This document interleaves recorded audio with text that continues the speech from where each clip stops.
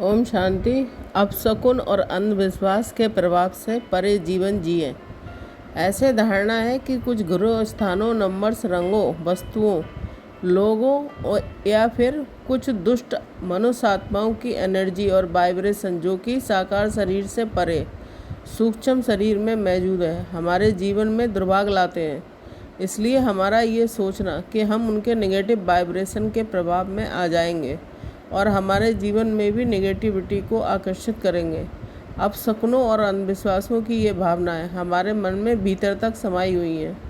कभी कभी कुछ वस्तुओं या घटनाओं को अपने अच्छे या बुरे भाग से जोड़ने से हम अपनी परिस्थितियों में कमज़ोर महसूस करते हैं। आइए इनके प्रभावों से दूर रहने के तरीके को जानें।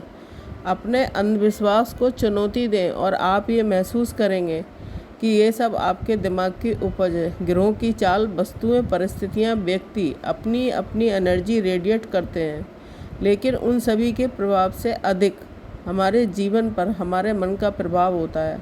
हमारे विचारों से भावनाएं विकसित होती हैं जो कि हमारे दृष्टिकोण को जन्म देती हैं। फिर ये हमारा स्वभाव बन जाता है और लगातार दोहराए जाने पर ये हमारी आदत बन जाते हैं। हमारी सभी आदतें मिलकर व्यक्तित्व को बनाती हैं, जिससे लास्ट में हमारे भाग का निर्माण होता है।